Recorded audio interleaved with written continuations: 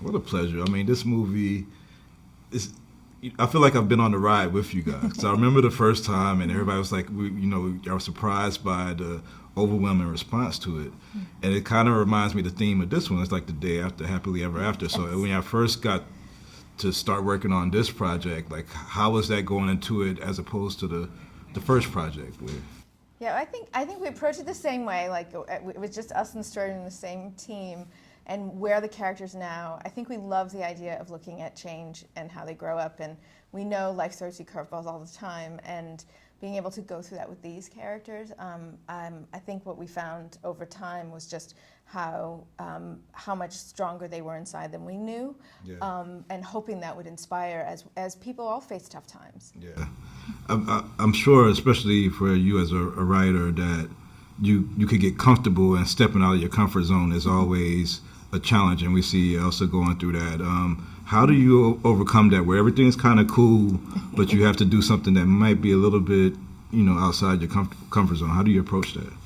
With a lot of fear. I think that's the thing that Elsa wrestles with, is always, and we all wrestle, is stepping past your fear and stepping into the unknown, daring to, and I think those are the greatest challenges, and in fact the whole crew's that way. They want to know what's the thing we've never done before that we get to try to figure out. Yeah. And we pretty much hit them with everything on this film. but I like what when Jen brings in pages, and there's sometimes that we'll talk about the characters, and you always say, I don't want to manage them, and feeling like it's, from people on the outside, or we are, making them do something that isn't true to them. Yeah. And I love that statement, and that she stays true to who they are. So.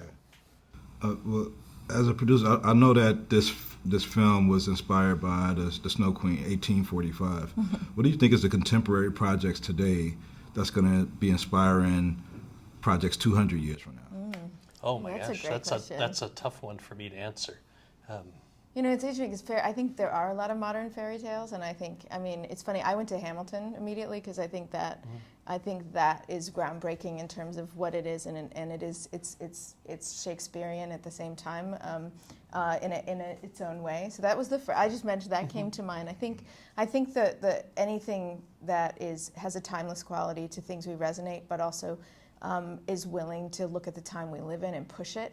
And I think so that's funny. I went to that, but there's so much, and we always draw from literature. I love fairy tales though, and fairy tales are about human struggle and perseverance. And so I think any story today that does that, hopefully will resonate always.